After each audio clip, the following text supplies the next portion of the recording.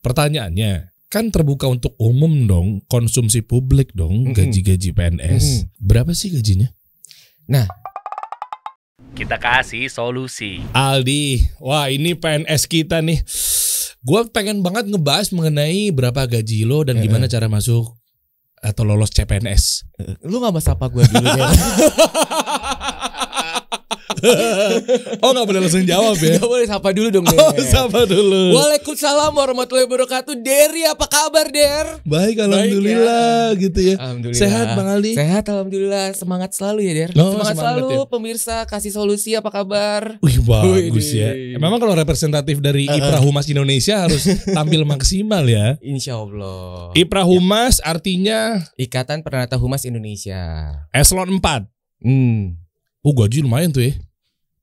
Masya Allah. Oh. Alhamdulillah. Kita mau bahasnya gini nih Ya. Bang Aldi.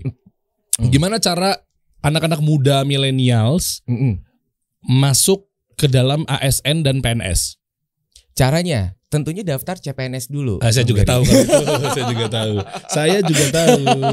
Kan ada trik and triknya mungkin. Nah itu dia. Ini yang mau saya kasih tahu nih kepada Bang Dery dan juga teman-teman dari Kasih Solusi gitu ya, bahwa PNS itu adalah suatu pekerjaan yang harus menjadi pilihan buat para anak muda. Jadi gini, menurut saya anak muda sekarang itu kan banyak yang ingin masuk ke private sector, banyak yang masuk ke wira swasta. Tapi menurut saya itu juga tidak apa-apa juga. Tapi jadikanlah PNS salah satu pilihan buat anak-anak muda untuk juga masuk ke dalam pemerintahan. Kenapa? Karena kita pemerintah ini butuh banget para pelaksana kebijakan yang terus belajar, pelaksana kebijakan yang muda, yang punya terobosan dan lain sebagainya, begitu Bang Dery. Oke, tahan dulu nih karena memang ini kan benar-benar biar teman-teman tuh penasaran triknya seperti apa, masuknya lewatin tes-tes yang ramean gitu gak sih? Pastinya. Oh iya. Iya. Oh, oke, itu nggak bisa nyontek. Saya harus inget-inget dulu ya, itu udah lama Bang Dery. Udah 12 tahun nih. Oh, tapi waktu itu sempat nyontek. Enggak juga. Oke, gini. Ya, Kita bahasnya dari awal dulu nih. Dari awal ya. Nah, dari awal pas waktu zaman-zamannya mungkin dari SMP dulu kali kita bahas. Boleh dari SD juga bisa kayaknya Der. Oke. Kita kan satu SD kan? Emang iya? Enggak juga sih. Iya.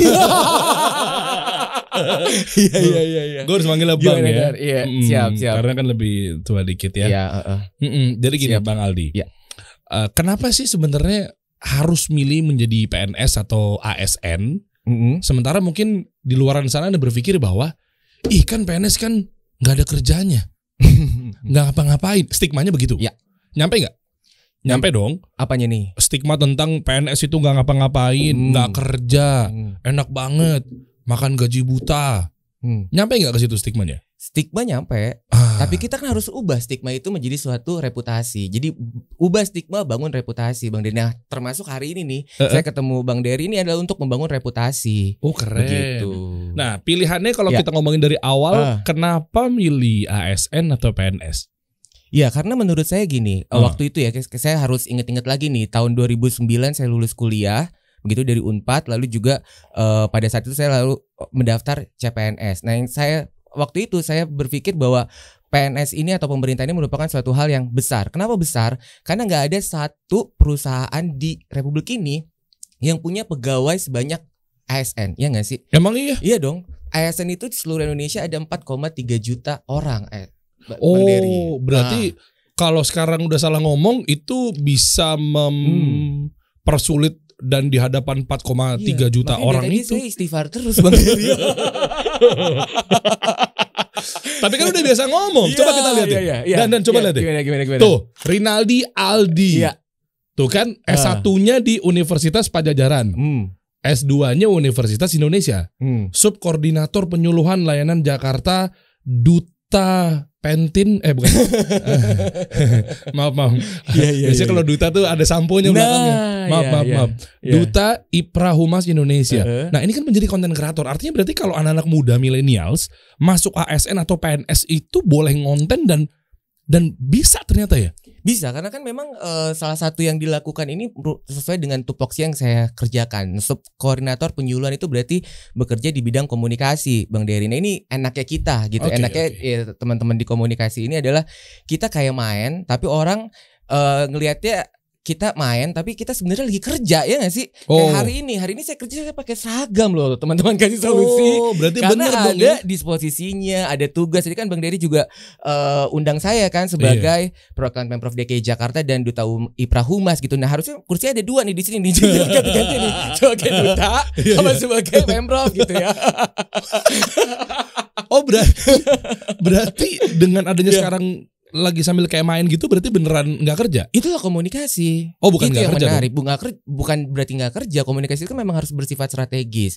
Jadi gini yang menarik nih Bang Dery. Kenapa saya bilang pemerintahan itu harus menjadi salah satu pilihan buat anak muda untuk berada di sana. Kenapa? Karena ternyata iklim budaya di pemerintahan itu tadi stigma yang disampaikan oleh Bang Dery itu tidak demikian adanya begitu. Di pemerintahan kita harus terus belajar.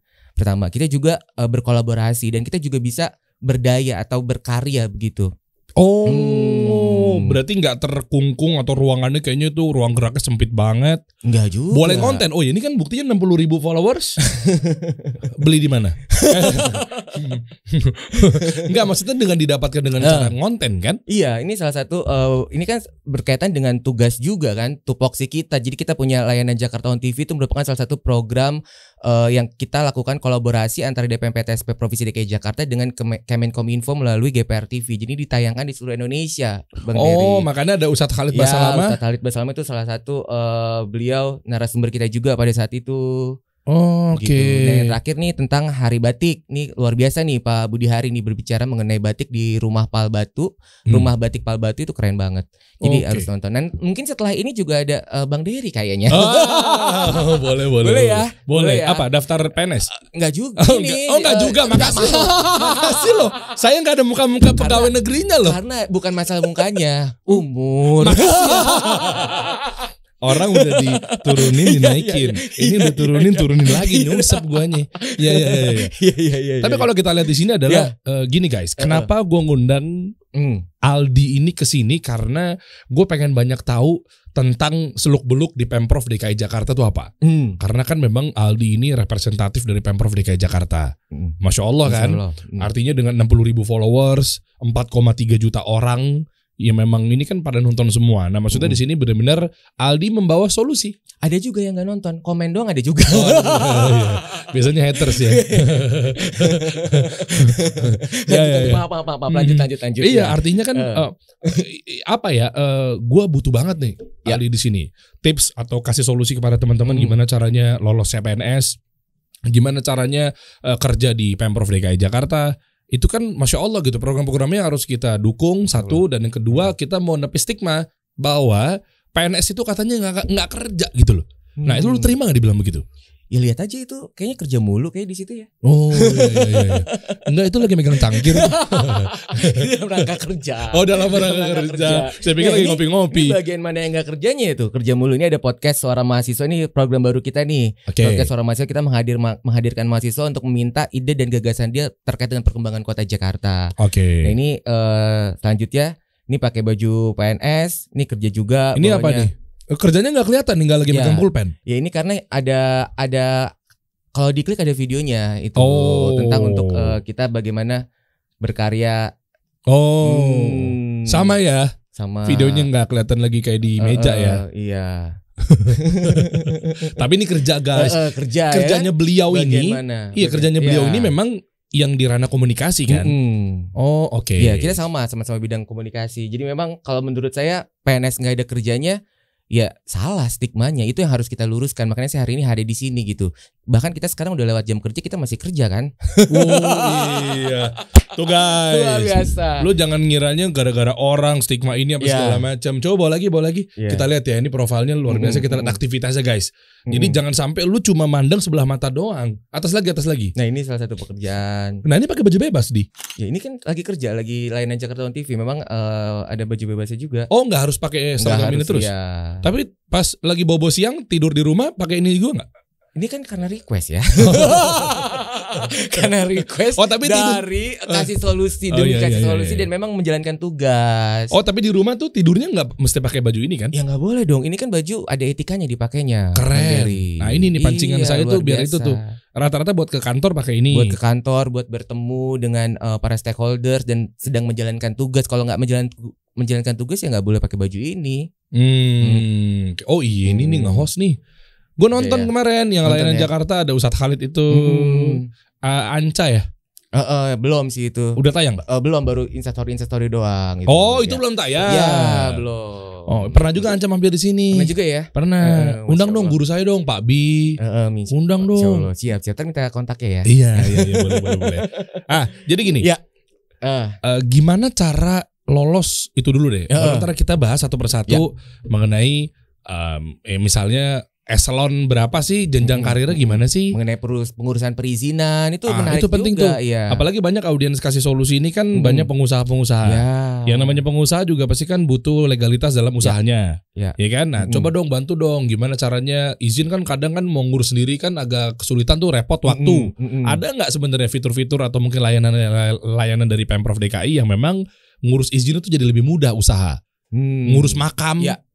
Iya kan bisa dong. Bisa. Satu-satu kita bahas ya. Dari mulai daftar CPNS itu tips balik and lagi ya enggak, bukan. Belum dibocorin. Belum dibocorin. Ya. Belajarnya di mana? Iya. Itu belum. Iya kan? Belum clear dia curang. Nyimpen maunya masuk ke sendiri nih. Siap. Gimana tuh? Bocorannya. Iya. Jadi saya harus ingat lagi kan tadi di tahun 2009 tadi saya bilang ya ketika pelajarinnya apa? Nah ini menarik nih Bang Dery nih. Belum dijawab dong. Iya. Ini mau jawab kan? Boleh ya. Boleh jawab ya. Saya tunggu nih. Ini menarik Bang Dery. Jadi tahun 2009 ketika saya daftar CPNS ini kalau Bang Dery dulu pernah tahu begitu ya, pernah mampir ke toko buku tuh pernah lihat kan buku-buku untuk CPNS, buku-buku soal CPNS yang tebelnya segede gini nih di toko buku. Itu saya beli. Saya beli sampai 5 buku. Oke. Sampai 5 buku saya pelajarin itu sampai 5 buku dan pas lagi tesnya, Masya Allahnya itu gak ada satupun yang keluar dari buku itu. Ya terus isi buku itu apa? Isi buku itu soal-soal, tapi kebetulan soalnya pada saat itu tidak pernah yang saya baca gitu di buku itu. Semuanya. Lu ini kali nggak hafal semuanya kali. Ya? Iya. Jangan-jangan lu beli ya, lu pages. Kan satu beli ini juga. Bukan. Kenapa nggak ada? Iya ini menariknya menurut saya gitu. Jadi memang soalnya kan pasti berubah kan, tapi polanya mungkin sama. Artinya soal yang benar-benar sama memang tidak ada di buku itu. Tapi saya belajar mengenai itu. Nah ini yang saya menarik ini sebenarnya bukan lebih ke situnya begitu ya Bang Dery. Jadi saya meyakini bahwa apa yang terjadi pada saat itu begitu ketika saya lulus CPNS ini, saya yakin saya lulus CPNS karena mendekatkan seseorang gitu. Karena saya mendekatkan seseorang. Sebentar. Ini harus dikuak nih lebih dalam nih. Bentar. Memang ada stigma tentang kalau mau masuk PNS harus deket sama orang dalam. Sebentar. Apakah yang Anda maksud itu adalah deket sama seseorang atau mungkin deket sama apapun itu bentuknya adalah orang dalam dan Anda melakukan proses tindak nepotisme? Jangan-jangan. Apa yang dimaksud dengan mendekatkan? Mendekatkan diri kepada orang dalam keluarga saya, yaitu orang tua saya, Bang Dery. Saya langsung ini ya. Saya kira proses ordal tuh ada terjadi di sini. Enggak ya? Titipan-titipan gitu ada gak sih? Saya kurang paham. Ini saya mau cerita dulu, boleh nggak saya cerita sampai habis dulu ya Bang Dery ya?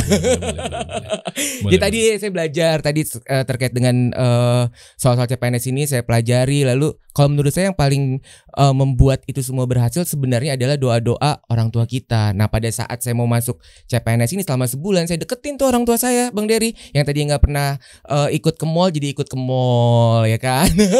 Oh jadi ada maunya. Ya biar dia juga nyaman mendoakan kita, bahagia mendoakan kita. Ketika orang tua mendoakan kita, meridhokan kita, otomatis mimpi-mimpi kita juga akan terwujud. Dan mungkin hari ini saya bertemu dengan Bang Dery karena doa-doa orang tua saya.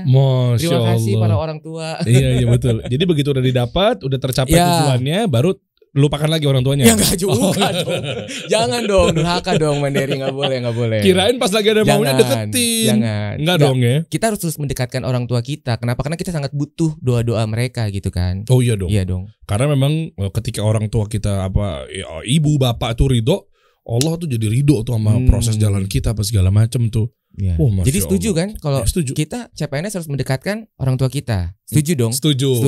Itu setuju. Setuju ya. Hampir tadi saya pikir harus mendekatkan orang dalam gitu, bukan orang tua. Oke. Nah, terus Berapa waktu itu total yang daftar? Itu tahunan ya? CPNS itu tahunan? Nah, ini yang menarik nih, yang menarik dari cerita saya di tahun 2009 ini sistemnya berbeda. Kalau zaman sekarang kan sudah online begitu ya. Artinya kalau daftar tuh satu orang cuma bisa satu instansi. Kalau zaman saya pada saat itu, nah ini Masya Allah nih. Kenapa? Karena zaman dulu tuh bisa daftar di semua instansi-instansi dan alhamdulillahnya berdasarkan doa tadi mendekatkan diri dengan orang tua saya gitu, kita minta doanya beliau. Saya tuh lulus di 3 instansi dan satunya adalah Pemprov DKI. Jadi ada total 3. Jadi 2 lembaga negara dan 1 pemerintah daerah, itu Pemprov DKI Jakarta. Nah, yang saya ambil adalah Pemprov DKI Jakarta. Nah, ini kekuatan 2 orang tua. Padahal pada saat itu saya baru lulus begitu ya. Dan buku yang saya baca ternyata 5 buku itu nggak keluar semua. Ya lo lihat ya, mungkin pendaftaran tahun 2002 kali. Nah, bisa jadi salah buku ya. Iya. Di Kuitang kayaknya belinya waktu itu. Tahu gue tuh. Iya kan? Yang adegan ada ADC Dian Sastro kan syutingnya di situ tuh. Nah, tapi gini Di. Lo masuk tahun berapa? 2010. Akhirnya lo masuk kan kepilih ya? Akhirnya kepilih. Jadi tesnya 2009, lulus kuliah 2009, ikutan tes. Akhirnya masuk 2010 gitu. Oke, di angkatan atau di tahun itu berapa yang keterima? Pada saat itu? Iya, gue lagi pengen ngukur. Ribuan juga. Ribuan juga ya? Ribuan. Memang kalau setiap tesnya PNS itu memang ribuan terus Bang Dery. No, oke. Dari tahun 2010. Itu jenjang karirnya boleh tahu gak sih? Apa aja sih tahapan-tahapannya? Misalnya dari mulai awal masuk sampai ke 4 tahun pertama atau mungkin berapa tahun pertama tuh masuk ke eselon 4 gitu kan ya? Iya. Nah, mungkin Nah, ini yang menarik nih. Ini pertanyaan yang sangat menarik nih Bang Dery, karena kenapa tadi saya bilang bahwa rekan-rekan muda itu untuk harus mulai sekarang untuk berpikir untuk masuk ke dalam pemerintahan, apalagi kita butuh yang kreatif, yang inovatif dan juga yang punya terobosan. Kenapa? Karena di pemerintahan itu kita punya jenjang karir yang jelas. Artinya kita 4 tahun kita bisa naik golongan, lalu naik golongan dan naik golongan. Jadi jenjang karir kita tuh sangat jelas gitu. Setiap 4 tahun sekali kita bisa naik golongan. Lalu kalau fungsional juga bisa dilakukan begitu ya. Artinya ada pekerjaan-pekerjaan dengan perhitungan-perhitungan yang sangat jelas kalau menurut saya ya. Kalau menurut saya terkait dengan kinerja dari ANS atau ANS apa? ASN ya. Jadi ANS itu penggabungan antara PNS dan juga ASN ya. ASN. Oh, oke. Berarti urutannya gimana nih di pas masuk? Ya. Terus itu dia jadi sebagai apa? Pas masuk tuh apa? Staff tergantung masuk ya. Masuknya dia jadi itu berkaitan dengan lulusannya dia. Misalnya dia sarjana, dia D3, dia SMA dan lain sebagainya, itu ada jenjang-jenjang karirnya gitu. Ada golongan-golongannya. Kalau dia sarjana nih, kita contohnya yang sarjana aja yang fresh graduate ya. Oke, coba tulis dong Dan. Nah, kita mau nulis jenjang-jenjang karirnya kayak ini, kayak waktu apa namanya? Dari mulai bawah terus atasnya apa gitu kan? Sampai ke gubernur. Enggak, saya kurang paham nih. Iya. Itu bisa nggak jenjang karir ke gubernur dari situ bisa? Beda lagi? Beda, kalau gubernur kan politik, Der. Oh, iya. Beda ya. Oke, coba urutannya apa aja, Di? Jadi ada, kalau misalnya kita masuk dari S1, begitu kita masuk di golongan 3A. Oke, golongan 3A. 3A, lalu nanti 3B, C, D, lalu ntar masuk ke golongan 4, 4A, B, C, D, E gitu, Bang Dery. Golongan itu eselon? Golongan itu bukan eselon. Golongan itu ruang. Jadi artinya kalau sudah 4 tahun bisa naik, misalnya golongan 3A, 4 tahun berikutnya masuk ke golongan 3B, 3C. Nah, itu tiap 4 tahun sekali. Aldi di mana? Saya 3D. 3D. 3D itu golongan sama eselon beda. Beda. Kalau eselon itu adalah jabatan seseorang ya. Jabatan kalau dia memangku jabatan tertentu itu namanya eselon. Jadi eselon itu ada eselon 4A, 4B, eselon 3, eselon 2, eselon 1 begitu. Nah, kalau sekarang nih ini udah yang menarik nih, bahwa PNS itu sekarang sudah masuknya ke fungsional. Makanya saya namanya kita udah subkoordinator. Jadi kita sudah berubah menjadi fungsional. Nah, kayaknya ini harus undang dari Kemenpan RB kayaknya Bang Dery. Kamu mau dilanjutin ya? Halo Kemenpan RB. Kemenpan RB itu apa? Ya, Kementerian Pendayagunaan Aparatur Negara dan Reformasi Birokrasi. Ini menarik nih kayaknya untuk kita bahas terkait dengan jenjang karir PNS dan lain sebagainya. Boleh. Nah, untuk Kalau berdasarkan suratnya kan hari ini saya berkaitan dengan perizinan Bang Dery ya, boleh ya? Oh boleh. Berarti itu urusannya beda lagi tuh ya? Urusannya beda lagi. Tapi menarik ya guys. Maksudnya kalau kita nih tahu ya, bukan maksudnya dijadikan orang dalam ya. Kayak misalnya gue kenal sama Aldi gini, artinya kita tahu tuh kebijakan-kebijakan buat teman-teman di sini misalnya pengusaha, teman-teman nih misalnya di sini konten kreator, yang ujung-ujungnya kan pasti mereka butuh legalitas, ya dong, untuk usahanya, ya kan perizinan dan lain sebagainya. Nah makanya dengan ngundang Aldi ini teman-teman, itu teman-teman usaha dan lain sebagainya itu harus tahu kemana kira-kira kita nih kalau pengen bangun ber-PT, berizin yang jelas, itu kan dibantu juga nggak sih untuk usaha dagang di negeri ini, terutama mungkin di sini kita bahas mengenai DKI ya. Nah, itu gimana prosesnya sih? Nah ini yang menarik nih, pertanyaan yang sangat menarik begitu terkait dengan DPM PTSP Provinsi DKI Jakarta. Mungkin sebelum kita nyampe ke situ Bang Dery, saya harus jelaskan terlebih dulu nih terkait dengan DPM PTSP Provinsi DKI Jakarta dulu. Bang boleh dipanjangin nggak sih? Clearing dulu. Boleh dipanjangin nggak? Kan Anda kan tahu singkatan-singkatannya dan tadi DMT kita kan nggak tahu nih. Iya. Boleh nggak? Mesti saya awam gitu Bang. Jadi DPM PTSP adalah Dinas Penanaman Modal dan Pelayanan Terpadu Satu Pintu Provinsi DKI Jakarta. Itu merupakan perangkat daerah yang mengurusi urusan pemerintahan di bidang penanaman modal dan pelayanan perizinan dan non-perizinan di wilayah DKI Jakarta. Nah, pertanyaannya ada berapa jumlah perizinan yang ada di DKI Jakarta? Ada banyak. Nah, itu semua diurus satu pintu di DPM PTSP Provinsi DKI Jakarta, termasuk perizinan yang sifatnya perizinan usaha. Tadi kayak Bang Dery kita sempat ngobrol di luar terkait dengan surat izin penggunaan tanah makam dan lain sebagainya gitu ya.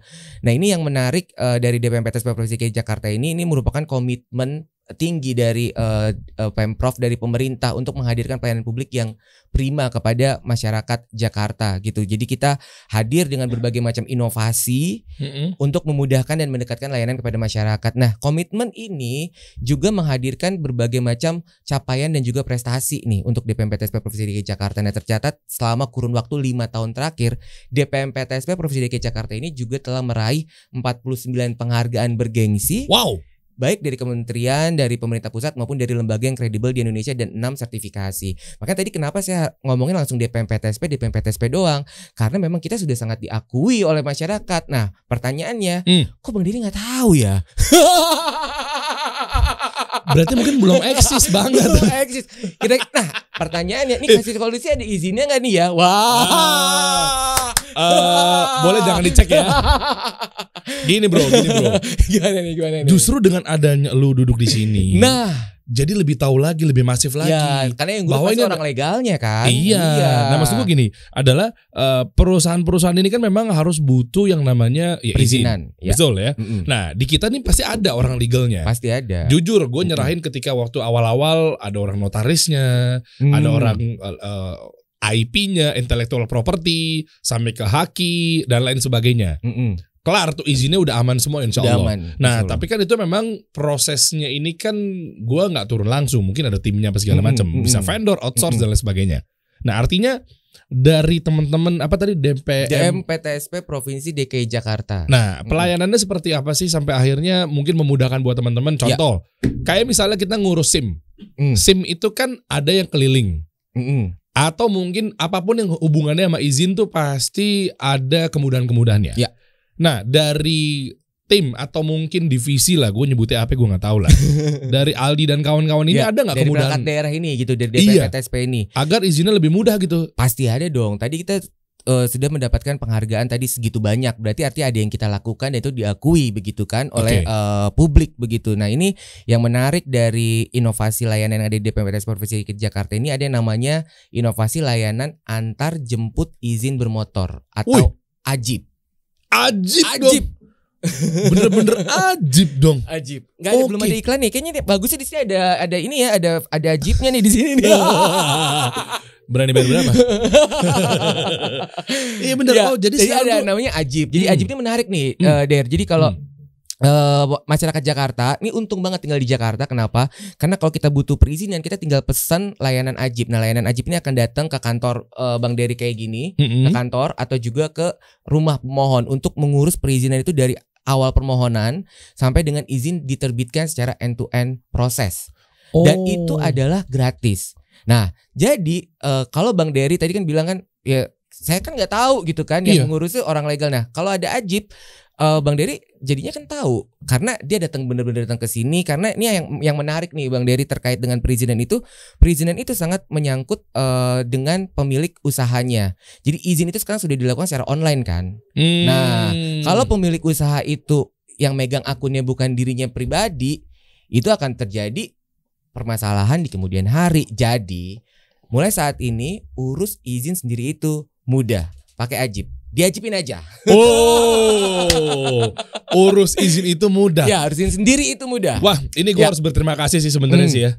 Dengan adanya layanan seperti ini, kita ini pelaku usaha jadinya nggak perlu lagi repot-repot. Bener banget. Karena kendalanya kemarin gue nemu ide ini, yaitu banyak pengusaha-pengusaha yang harus berlegalitas untuk perusahaannya, gara-gara ribet dia lempar ke outsource. Bukan nggak bagus ya, tapi ada oknum-oknum yang bermain di ranah legalitas, bener nggak?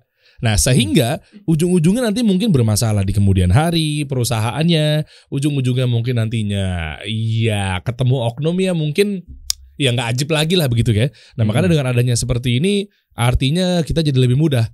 Ya, nah ini ada satu data yang mau saya kasih tahu nih kepada Dery dan juga teman-teman dari Kasih Solusi, begitu para pemirsa Kasih Solusi ya. Ini kan biasanya nonton berapa ratus ribu, Der? 3 lah. 3 ya? 300 ribu.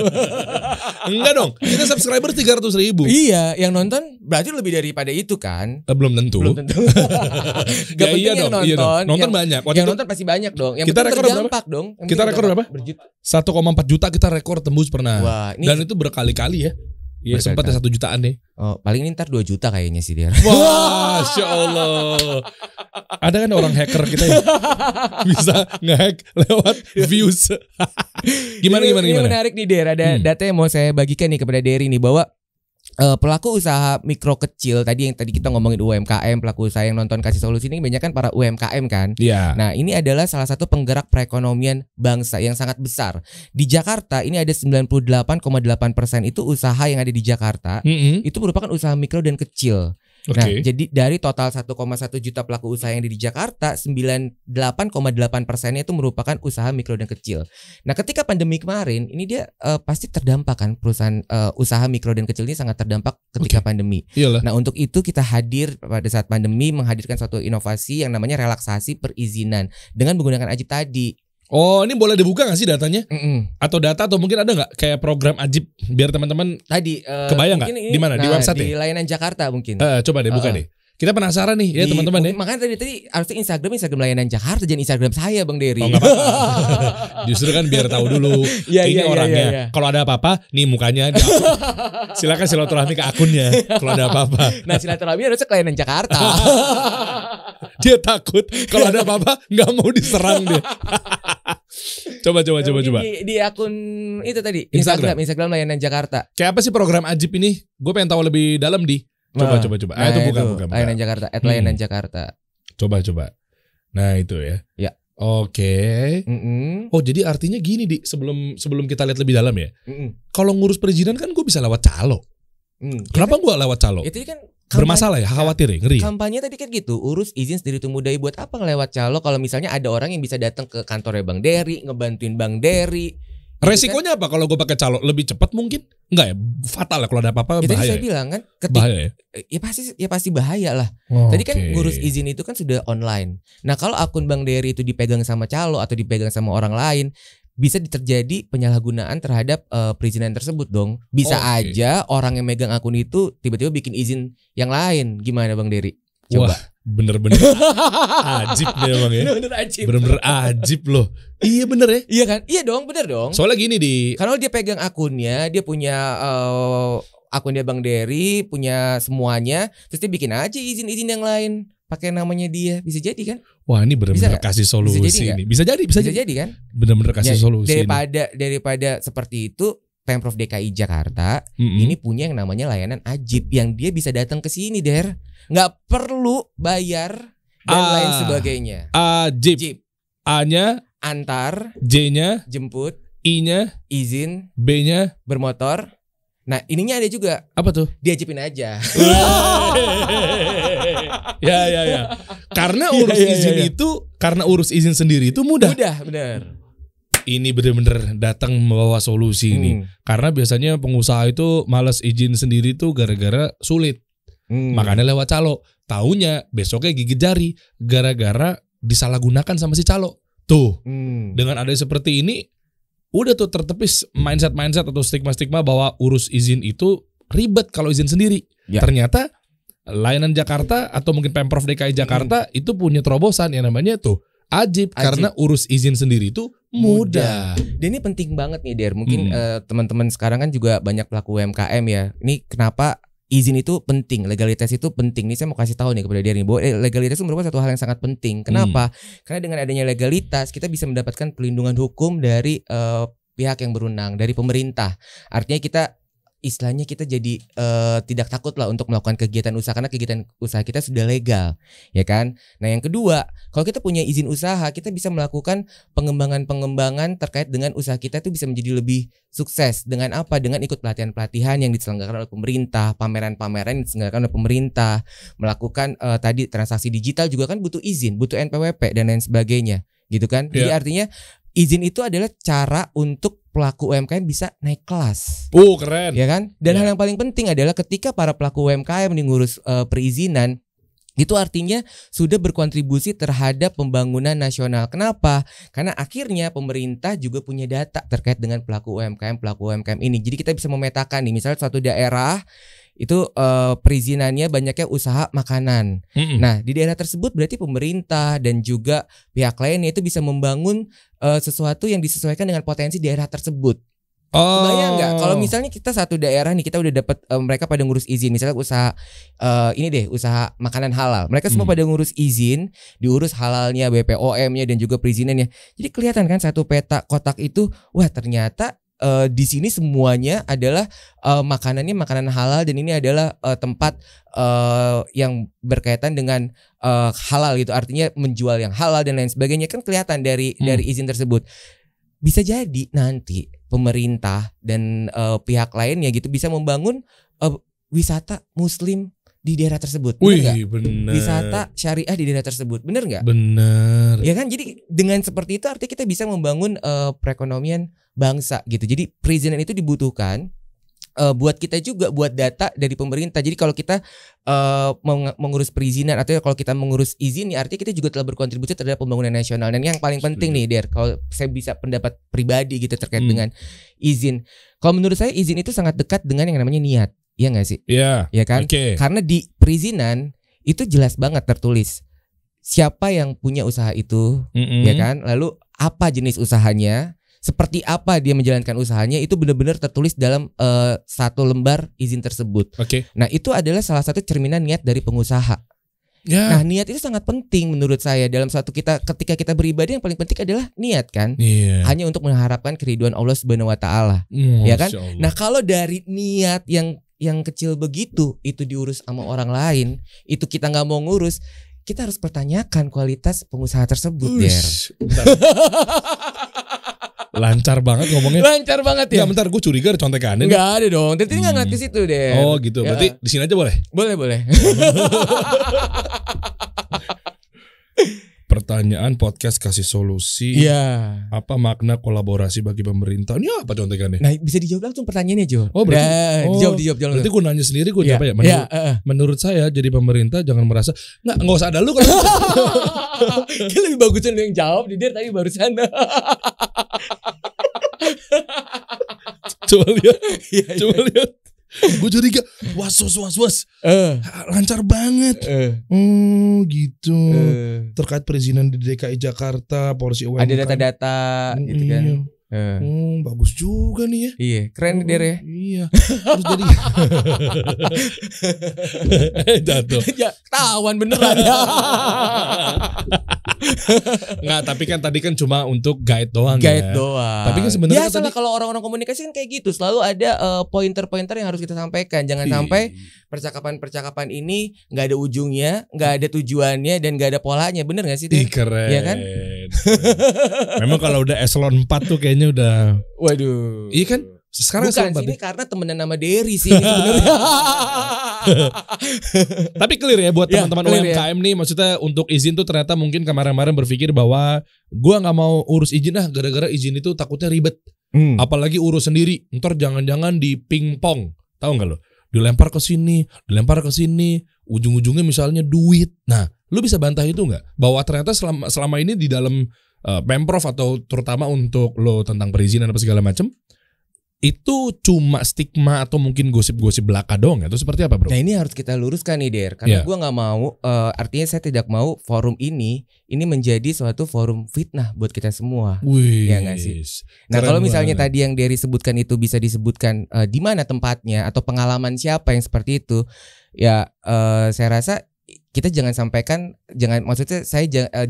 ini menjadi satu forum fitnah buat kita semua, karena kejadian satu itu kan tidak merepresentasikan semuanya kan Der. Ya nggak sih?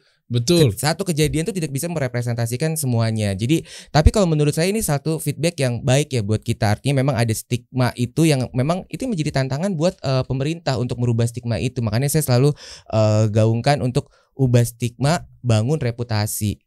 Dengan apa? Dengan menunjukkan kinerja tadi, dengan menunjukkan capaian-capaian, dengan menghadirkan inovasi-inovasi layanan yang memudahkan masyarakat. Begitu, ya kan?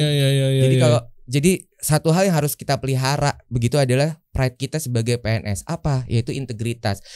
Kalau tadi Derry bilang seperti itu, kalau kenyataan yang saya temukan di lapangan, saya menemukan begitu banyak PNS yang punya integritas yang luar biasa, Der. Tapi mungkin dia tidak masuk ke dalam headline media, tapi dia punya integritas yang sangat luar biasa. Untuk itu, marilah kita sama-sama mendoakan bagi orang-orang yang memang sudah berkontribusi buat negeri ini, yang punya integritas, yang mau membangun negeri ini, yang mau memajukan Indonesia. Oke, mantap. Artinya gini dong Di, dengan adanya seperti ini harusnya mereka itu terekam jejaknya di digital, media meliput dan lain sebagainya. Bukan pencitraan, bukan personal branding yang artinya negatif ya. Nah, kalau gue boleh saran, ya kan mewakili dengan Pemprov dan lain sebagainya kan, mudah-mudahan saran saya diterima.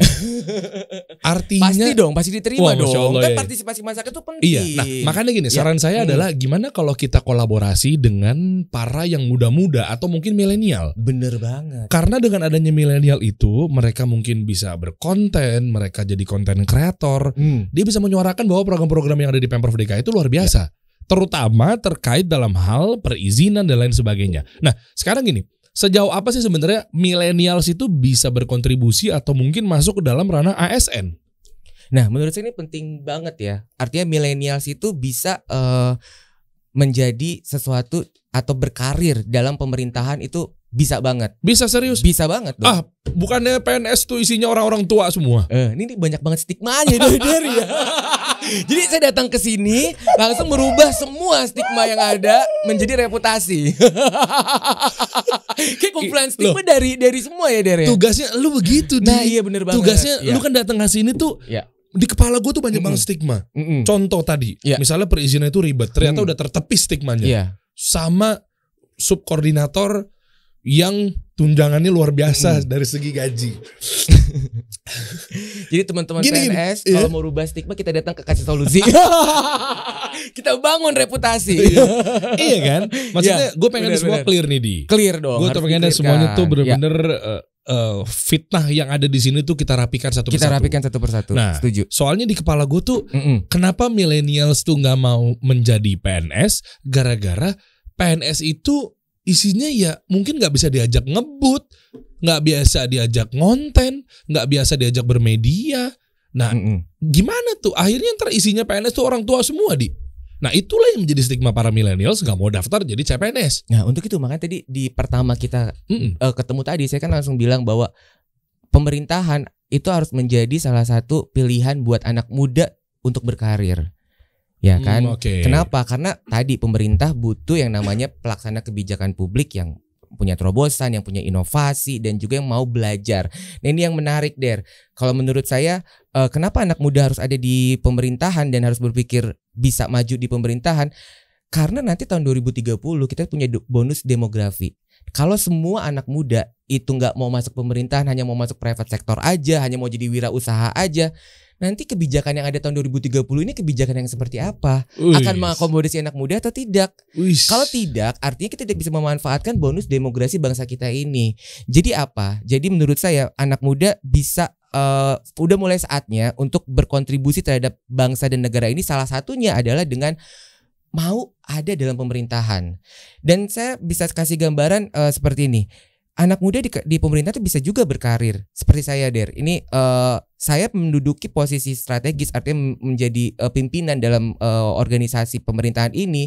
Itu bahkan di usia saya belum mencapai 30 tahun. Wow. Nah, artinya apa? Artinya anak muda bisa kan berkarir di PNS, bisa kan berada di pemerintahan. Dan saya hari ini kita juga bisa lihat bahwa banyak anak muda yang sudah punya posisi yang strategis. Emang iya? Di pemerintahan. Iya. Coba ayo kita harus beda datanya dong. Siapa misalnya? Berapa umurnya misalnya pencapaian eselon tahapan-tahapannya? Eselon 4. Eselon 4 berapa umurnya? Yang paling muda coba kita ukur aja. Tadi saya aja belum mencapai 30 tahun pada saat itu. Oh, ya, pada sekarang saat udah itu. Lebih dong. Nah, itu yang sendiri aja kayaknya. Pada saat itu. Jadi maksud saya gitu. Maksud saya artinya ini yang menarik ya dari ASN ini adalah bahwa ASN ini punya tugas atau fungsi yang luar biasa. Pertama, dia adalah pelaksana kebijakan publik, penyelenggara pelayanan publik, dan juga perekat serta pemersatu bangsa. Nah, ini semua menurut saya sudah saatnya anak muda berada di sini. Oh, ya kan, ternyata pemersatu bangsa itu yang bener tuh ini. Iya kan, anak-anak milenials gabung jadi PNS. Ya. Bukan pemersatu bangsa lihat cewek-cewek joget di TikTok. Masya Allah. Keren tuh. Kita bantah stigmanya. Iya. Pemersatu bangsa yang mereka tahu kan cewek-cewek joget-joget di TikTok. Iya. Ternyata itu gak ada. Ini nih. Gak pernah lihat juga sih ya, pernah lihat deh. Asik. Asik. Bangun reputasi. Bangun reputasi. Bukan balikin stigma kan gitu ya. Bangun reputasi. Untung gue dukung program pemerintah ya. Jadi kita mau pelintirnya tuh ntar malah reputasinya. Gak ada yang dipelintir di sini semua. Tadi kan sampaikan fakta kan. Iya, fakta, betul. Fakta dan data. Kita bicaranya seperti itu, Der. Oke. Tapi dari tadi gue penasaran sih sebenarnya. Ya. Kita bahas mengenai lo itu belum nyampe umur 30 tahun udah di eselon 4. Pertanyaannya, kan terbuka untuk umum dong, konsumsi publik dong, gaji-gaji PNS. Berapa sih gajinya? Nah, kita bicaranya gini, kalau saya bilang masalah gaji nih buat anak muda, kebetulan tadi kita nyambung dari yang tadi ya. Kan biar ini dong keukur dong, karena kan katanya anak-anak muda itu bisa kok berkarir di PNS. Bener. Nah, ikan berkarir di Pemprov misalnya. Nah, artinya kan mereka juga harus mengukur. Millennials itu mindsetnya lumayan tricky loh, lumayan kritis loh terhadap gaji misalnya. Nah, berapa tuh kira-kira? Kalau menurut saya gaji PNS atau pendapatan yang didapat oleh PNS ini, terutama di Pemprov DKI Jakarta dan dimanapun, menurut saya ini sangat kompetitif dengan gaji atau pendapatan yang diterima oleh perusahaan yang ada di Republik ini, bahkan perusahaan multinasional. Tapi Der, saya kasih bold nih, kasih bold bahwa kita jangan melihat itu. Arahnya jangan ke situ, ya kan? Karena kita jangan sampai terjebak menjadi generasi muda yang masuk ke dalam sindrom yang bekerja hanya untuk uang. Wow. Kita harus punya misi yang besar. Sangat diplomatis sekali jawaban Anda. Ya, tapi setuju dong. Saya rasa di sini siapa tadi namanya siapa? Siapa ini? Aldan. Aldan bekerja bukan untuk uang, tapi untuk umat, benar nggak? Kata siapa? Kata Aldan barusan. Dia dapat dari Aldan nih jawabannya. Enggak, dia. Tadi sebelum gua kesini, gua tanya sama Aldan, dan gua kalau tanya gini jawabannya gimana? Dia kasih tahu tadi. Luar biasa. Nggak, Aldan itu memang kerja di sini. Dia ini pegawai kasih solusi. Dia itu mindsetnya memang bukan uang. Tapi apa? Duit. Oh. Gaji? Rupiah atau dolar? Kalau bisa mungkin dolar Pakistan. Dolar Pakistan kalau bisa. Aldan diomongin kayak dikit lagi kita dibikin tribal nih. Enggak. Nah, tapi memang itu menarik ya.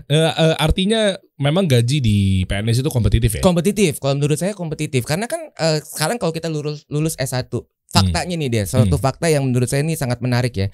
Lulus S1 misalnya di Jakarta, dengan istilahnya dengan lulusan yang sama misalnya, dari fakultas yang sama, dari universitas yang sama, dari angkatan yang sama, ketika dia lulus itu gajinya gapnya gede banget. Ada yang ketika lulus digaji cuma 5 juta padahal dia dari PTN yang sama, dari fakultas yang sama misalnya. Ada juga yang digaji pas lulus 15 juta. Ada juga kan? Gapnya terlalu besar, ya kan? Untuk lulusan S1 di Indonesia. Nah, menurut saya menjadi PNS ya tadi kalau bicara mengenai gaji, tapi kita jangan bicara gaji di sini gitu. Artinya kompetitif dan itu juga jadi kita berbicara mengenai misi yang lebih besar, yaitu untuk membangun Jakarta, memajukan Indonesia. Dan di kesempatan hari ini juga saya juga berterima kasih untuk kepada pemimpin-pemimpin negeri ini. Kenapa? Karena gaji PNS itu dibentuk oleh suatu peraturan. Artinya ditentukan oleh suatu peraturan. Semua orang bisa lihat sebenarnya gaji saya berapa. Ya udah. Gaji ini di mana berapa? Ya sebut kan? aja. Ya, dilihat aja kan bisa lihat. Oh ya udah kita lihat bareng-bareng. Gini, sebelum kita melihat, boleh tahu nggak apa aja gaji-gajinya? Misalnya pokok. Ya kan gaji. Tadi saya bilang tapi saya nggak mau menjadikan forum ini sebagai kita terjebak dalam sindrom tadi bekerja hanya untuk uang. Ya, gitu gaji pokok pertama. Ya. Terus habis itu ada tambahan penghasilan. 2 nih. Ya 2 itu doang. Tunjangan? Itu tambahan penghasilan namanya tunjangan. Transport? Itu tambahan penghasilan. Oh, jadi tambahan penghasilannya ada cabangnya. Ada kalau di iya. Kayak Aldan langsung pengen tertarik. Langsung dicatat tuh Aldan ya. Jangan dong. Ayo Dan. Ini meskipun dia itu kan istilahnya kan di kantor ini kan swasta. Tapi setidaknya dia nggak ada prestasinya. Iya. Tapi dia kerjanya untuk punya misi yang lebih besar. Jadi lebih baik kita bekerja punya misi yang lebih besar dibanding kita cari gaji yang besar. Setuju nggak sih? Oh iya, setuju boleh, kan boleh, ya. Boleh. Ya makanya sekarang kita buka dulu. Coba kita buka dong. Kita buka. Coba. Berapa? Gimana cara ngecek gaji PNS? Gimana sih? Kan terbuka untuk umum. Boleh dibuka gak sih? Boleh dong, kan bisa dilihat. Boleh, coba. Gaji PNS gimana sih nyarinya? Gaji PNS Pemprov. ASN bukan. Misalnya gaji ASN pegawai negeri begitu. Ya coba gaji pegawai negeri sipil, nggak usah buka di folder download. Emang udah nge-save duluan kita. Nah kan ini belum tahu. Udah ada yang ngasih tahu nih, di sini nih. Langsung ada di Perpres nomor 16 tahun 2019. Kok bisa langsung kasih tahu ya? Langsung ya, keren. Kok bisa sih? Keren banget ya, apa sih? Coba. Nah, Google Docs. Oh berarti ada yang ngetikin ya di belakang kamera ya? Iya, dia ngetikin. Yang mana? Aldan. Di sini cuma ada Aldan doang kan? Gitu. Gaji. Oh iya. Hebat ya contekannya ya. Hebat kan? Iya, luar biasa. Gaji ASN ini atau PNS. Nih, kalau bukan pemuda nih nggak ngerti sama teknologi. Oh langsung ada ya? Langsung ada ya? Kan kita nggak perlu nyari-nyari di sini, nggak perlu nyuruh-nyuruh Aldan. Betul. Ya kan? Gaji ASN atau PNS. Makanya Dan besok cari yang agak diajarin lagi dan teknologinya biar bisa inovasi. Jadi ubah stigma. Harusnya Dery tuh ubah stigma Der untuk anak-anak umuran kita. Lu harus ubah stigma dong, bangun reputasi. Kalau kita juga jago teknologi. Enggak, bukan lebih jago teknologi. Anda nyontek. Ada orang yang ngetikin di sono. Aldan. Enggak, sebelahnya. Tapi sebenarnya juga nyontek sama Aldan. Oh, gitu. Berapa sih gajinya? Coba menurut Perpres. Gimana coba? Ya, itu tadi di sini dong. Cari. Coba. Sambil dibaca aja enggak apa-apa. Enggak usah sungkan. Perpres. Kan udah ada contekannya. Ini kan banyak bacaannya. Kan gaji PNS itu kan tadi golongannya aja banyak. Nyebutinnya aja bingung ya. Coba. Ketik aja ketik. Ini ketik nih. Nih Perpres nomor 16 tahun 2019. Oke. Perpres peraturan presiden ya. Perpres itu apa sih? Iya, peraturan presiden. Peraturan presiden nomor 16 tahun 2019. Oke. Nah, coba kita keluarin dulu. Nanti setelah itu baru nih tunjangan kinerja daerah. Pergub tentang tambahan penghasilan pegawai sebagaimana telah diubah terakhir Pergub nomor 64 tahun 2020. Ih, keren gak gue? Keren. Makanya kan harus baca kan. Kalau nggak baca bingung kan bacanya ya. Iya juga ya. Harus ada contekannya. Ngeri ya. Iya, ngeri ya Pak kalau salah nyebut ya. Salah sebut, salah angka, bingung, larinya beda. Iya kan? Bentur turunin turunin. Nah ini. Jadi staff lagi tuh, nggak jadi eselon 4 ya. Coba. Mana yang mana? Coba. Ini bisa dilihat. Kan? Ke bawah nih ada Perpresnya. Caranya gimana sih ngeliatnya? Oh, di download. Coba Dan kasih down caranya Dan. Gimana sih caranya? Terus diliatin. Abis itu mana angkanya? Yang saya tuju kan angkanya dulu langsung biar cepet. Oh ini. Oke. Dibaca.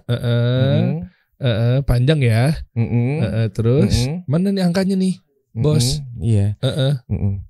Sampai jam berapa ya Der? Intinya bisa dilihat lah sama teman-teman Kasih Solusi gitu ya. Di situ ada angkanya. Nggak boleh langsung sebut aja dari pegawainya ya? Jangan dong. Karena kenapa? Tadi saya bilang saya nggak mau momen ini untuk kita masuk ke dalam sindrom orang bekerja hanya karena uang, Der. Wih. Ya kan? Padahal?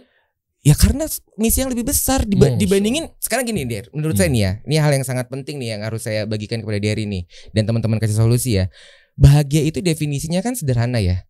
Sesuatu yang diharapkan bisa didapatkan, ya kan? Bener gak? Itu ada di sini juga? Nggak ada dong. Oh, nggak ada. Ini tadi cuma peraturan-peraturan doang, Der. Ya kan, bener gak? Okay. Bahagia itu adalah definisinya ketika kita mendapatkan sesuatu yang diharapkan. Yeah. Nah, kita mau nggak bahagia dalam bekerja? Ya mau lah. Mau kan? Jadi harapan yang kita bangun dalam bekerja itu harus banyak. Bukan cuman gaji. Sekarang kalau harapannya cuman gaji, ketika gajinya dapat, udah nggak bahagia. Cuman bahagia cuma tengah satu doang. Ya kan, bener gak? Tapi kalau kita punya harapan yang banyak, kita taruh punya harapan di situ, kita punya misi-misi di situ yang harus kita tuntaskan. Misalnya kita membangun Jakarta, kita memajukan Indonesia, kita menciptakan inovasi, kita memberikan kemudahan kepada masyarakat. Nah, ketika semua itu sudah terpenuhi, misalnya kita mendapatkan inovasi yang baru, kita ternyata bisa memudahkan masyarakat. Kayak hari ini, ternyata saya bisa memberikan informasi kepada Dery. Karena itu harapan saya, Dery tahu. Saya bahagia. Jadi bahagia saya bukan cuma tanggal 1 doang, Der. Wih, ya kan? Bener gak? Bener. Luar biasa, kita beri tepuk tangan, Der. Ya, kan? Cuma kan harus diukur gini juga ya oke lah. Diukur diukur maksudnya kan dalam artian kan bukan ranah munafik bukan. Tapi fitrah manusia kan kadang kan berpikir bahwa kalau gue kerja ya harus ada imbalan gajinya dong. Kan kalau nggak masuk gajinya kan mungkin nggak akan bahagia kali ya. Ya, makanya tadi kan udah dijawab kompetitif dengan private sector. Ya boleh lah. Boleh ya. Itu kita amankan dulu jawabannya. Khawatirnya kan takutnya terframing, dipotong. Nanti ujung-ujungnya malah disangkanya, Aldi nih gajinya sekarang sekian. Nah, gitu-gitu kan bahaya. Ya, itu tadi saya bilang makanya kalau mindset kerjanya itu adalah harapannya cuma dibikin sempit, cuman gaji doang, bahagianya jadi cuman 1 doang, tanggal 1 doang, tanggal 2 udah sengsara lagi. Tapi kalau kita punya harapan yang banyak, punya misi yang besar, jadi bekerja itu bukan cuma soal gaji, Der. Keren. Memang tadi sesuai dengan tagline-nya beliau ya, yaitu membangun reputasi. Ubah stigma, bangun reputasi. Oke. Ya, artinya sekarang apa perubahan-perubahan yang terjadi ketika adanya DPMP PTS apa tadi? DPM PTSP Provinsi DKI Jakarta. Iya, maksudnya dengan Dinas Penanaman Modal dan Pelayanan Terpadu Satu Pintu Provinsi DKI Jakarta. Dinas Penanaman Modal Satu Pintu Provinsi. Biar nangkep biar nangkep. Iya benar, biar nangkep ya. Follow Instagram @layanan_jakarta. Urus izin di Jakarta diajipin aja. Urus izin sendiri itu mudah. Daripada ini terus nih bolak-balik, boleh dong. Itu ya? Iya dong, sekali-sekali. Harus kita ganti nih nanti nih. Berapa? Bisa Alden nanti di ini? Enggak. Ini dulu bentar. Kontrak dulu. Ganti-ganti. Ikan layan masyarakat deh. Benar, setuju. Tapi kita bentuk program pemerintah harus kita dukung. Iya, harus kita dukung dong. Tadi pemerintah kan harus berkolaborasi. Jadi gini, pemerintah itu punya apa? Yang kekuatan di pemerintah itu apa? Adalah fiskal, punya otoritas. Private sector nih kayak Dery, itu punyanya apa? Inovasi, kreasi, networking, dan juga data lapangan. Nah, kalau kita bisa berkolaborasi, artinya yang Dery punya ini bisa kita bantu wujudkan inovasinya Dery, kreasinya Dery bisa kita payungin dengan otoritas dan juga kebijakan. Tentunya yang terjadi apa? Dunia ini bisa jadi lebih maju kan dengan kolaborasi, benar nggak? Pemerintah nggak bisa berdiri sendiri, pemerintah nggak bisa jadi monopoli. Semua itu butuh private sector, kita butuh berkolaborasi. Makanya di Jakarta ini kita mengusung tema yang namanya Jakarta Kota Kolaborasi. Nah, makanya saya hari ini datang nih ke tempat Dery. Walaupun dari tadi saya tuh nahan sesuatu, Der. Mau kemana? Nahan apa? Nahan sesuatu. Nahan apa? Nahan. Saya tahu di kepala Anda. Di kepala banyak yang ingin dikeluarkan kan? Enggak, bukan. Apa? Takut dikeluarkan justru. Iya. Tapi gini nih. Iya. Kalau terkait dalam hal untuk UMKM, usaha dan lain sebagainya kan nggak cuma perizinan di. Setelah itu kan pasti kan mereka UMKM itu ada kendala terkait modal. Tadi gue dengar permodalan. Apakah permodalan yang dimaksud itu adalah berupa uang untuk support UMKM? Atau seperti apa? Mungkin ada jakpreneur ya? Ya, nah ini salah satu yang bisa dilakukan nih oleh pelaku UMKM itu daftar jakpreneur. Nah di jakpreneur itu ada yang namanya program pendampingan, tadi modal. Ini di bawah DPM itu bukan? Ini kolaborasi di bawah Dinas PPK UKM Provinsi DKI Jakarta. Jadi di situ ada berbagai perangkat daerah yang akan melakukan pendampingan kewirausahaan terpadu kepada para pelaku usaha. Nah di situ kita para pelaku usaha nih, para UMKM itu diajarin gimana caranya bisa berkembang, lalu juga dipromosiin. Nah salah satu yang kerjasama dengan DPM PTSP Provinsi DKI Jakarta ini beberapa waktu terakhir kemarin kita bekerja sama mengadakan yang namanya Jumat di Lokal. Wih keren Jumat nih. di Lokal itu apa nih? Adalah program promosi untuk para pelaku UMKM anggota jakpreneur yang kita promosikan. Oh. Yang kita promosikan ada siaran langsungnya di YouTube gitu ya, di YouTube DPPK UKM, YouTube Pemprov DKI Jakarta dan juga YouTube Layanan Jakarta untuk kita promosiin bahwa produk-produk lokal ini harus dibeli gitu. Jadi ada salah satu MC-nya saya juga sih. Oh gitu. Anda di mana-mana ya? Ya, saya di mana-mana deh. Iya kan? Gitu. Nah, itu kita promosiin produknya. Lalu juga nanti ketika ada pameran-pameran, sekarang ada juga Jakpreneur Goes to Mall nih yang saya tahu nih dari DPPK UKM. Ini di situ ada pameran-pameran terkait produk UMKM di mall-mall. Nah, kalau itu kan artinya pemerintah itu sudah melakukan hal yang menurut saya sangat baik ya untuk kewirausahaan terpadu untuk para pelaku UMKM. Izinnya dibantuin, pemasarannya dibantuin, ya kan? Modal disiapin, pengembangannya dibantuin. Modal dalam arti pemodalan itu diajarin caranya bagaimana melapor keuangan. Modal itu kan nggak harus duit ya. Iya. Modal itu nggak harus duit. Nggak harus duit. Keterampilan. Ya itu. Yang terutama menurut saya ketika saya kemarin mengamati para pelaku jakpreneur atau para pelaku UMKM ini ternyata banyak UMKM itu yang nggak bisa bikin laporan keuangan. Wah, ini penting nih. Setuju nggak? Setuju. Nah di jakpreneur itu ada latihan pelaporan keuangan, pembelajaran pelaporan keuangan. Nah, jadi tadi saya bilang UMKM izinnya dibantuin pakai Ajib ya kan. Lalu juga ada proses pendampingan, lalu juga ada promosi, dibantuin dia untuk berkembang dan lain sebagainya. Jadi untung kan tinggal di Jakarta. Untung nggak jadi UMKM di Jakarta? Ini untung dong. Diajibin aja. Iya. Iya, keduluan diajibin aja. Tapi gini ya guys ya, ini stigma-stigma udah tertepis semua. Artinya selama kita ngobrol ini ternyata satu yang saya tungguin dari tadi ternyata semuanya terbuka, clear bahwa ya PNS itu ternyata ada kerjaannya guys. Dan berat loh. Tadi kan bina UMKM, ngizin dan lain sebagainya, perusahaan-perusahaan dan lain sebagainya gitu kan. Itu kan kerja semua ya, ini. Nah, artinya tolonglah buat anda-anda yang masih berpikir bahwa kalau PNS itu nggak ada kerjanya, enggak guys, berat beliau loh. Lihat deh, kita harus support UMKM yang sekarang lagi beredar tuh disupport. Milenial juga ternyata bisa jadi PNS. Nah bisa, ini penting nih. Tertepis juga ternyata PNS itu orang-orang tua, enggak guys. Ternyata lu lebih tua dari gue ya Dan. Gue bongkar umur lu ya. Gue bongkar umur lu ya. Tuan Aldan nih, Tuan Aldan. Terus rencana ke depan apa aja nih? Program-program yang memang lagi digarap selain memang izin dan lain sebagainya. Terutama mungkin di divisi lo, apa ngomongin divisi bukan deh? Perangkat daerah, SKPD, Satuan Kerja Perangkat Daerah, DPM PTSP. Tentunya akan banyak program-program, salah satu tadi relaksasi perizinan akan terus ada, begitu ya. Nah salah satu yang menarik nih yang harus ditungguin adalah tadi layanan Jakarta On TV bareng Deriansah. Coba. Yang sudah mencoba mengurus perizinan secara mandiri. Akhirnya kan Der, luar biasa kan? Soalnya tadinya kan gua kan nggak tahu bro. Tadinya tuh gue pikir tuh ngurus izin itu ribet. Makanya gue pakai vendor, makanya gue pakai orang legalitas. Itu kan gue pikir tuh urus izin sendiri tuh akan pusing dan dipingpong, dioper-oper. Iya kan stigmanya kan begitu. Ternyata pikirannya salah selama ini. Akhirnya sekarang gue jadi tahu ngobrol sama Aldi bahwa ternyata urus izin sendiri tuh mudah. Ajib. Luar biasa. Iya kan. Jadi nggak ada alasan lagi buat lo tuh untuk ngurus izin lo tuh untuk UMKM lo, usaha-usaha dan lain sebagainya. Udah dibantu programnya. Diajibin aja, bener-bener ajib kalau ngurus izin sendiri sekarang.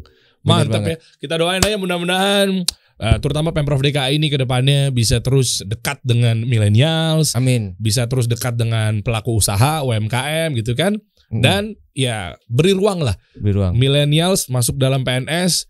Kalau bukan mereka, siapa lagi tuh yang untuk membawa perubahan lebih bagus lagi? Anak-anak muda, ayo dong, rangkul, ajak. Bener gak? Setuju ya? Setuju Der. Nah, berarti kapan CPNS lagi dibuka? Next Nah, ini harus terus dilihat nih.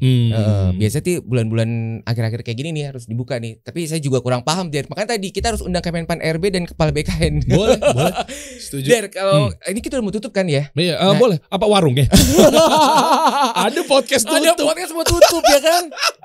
Kayak lu kata warung. Ini udah dikasih pantun, Der. Kayaknya kita harus tutup, ya nggak sih? Harusnya lu jangan dipaten mau tutup. Lu kodein ke gue, ntar gue pancing. Gak boleh kayak begitu aja langsung. Karena kalau lu banyak nanya, gue banyak takut, Der. Ya udah gini. Boleh ya, gue tutup dengan pantun kayak ini. Kan Jakarta itu identik dengan Betawi. Bener banget. Betawi itu pantun. Ya. Nah, kalau gitu silakan baca puisi ya. Ya pantun lah. Pantun ya. Pergi berlayar mengarungi lautan luas. Cakep. Tibalah kita di tepi pantai yang indah. Cakep. Wahai pemirsa kasih solusi yang cerdas. Apa tuh? Uruslah izin sendiri karena urus izin sendiri itu mudah. Wow, keren. Wassalamualaikum warahmatullahi wabarakatuh. Makasih ya, Der ya. Udah cukup kayaknya. Assalamualaikum.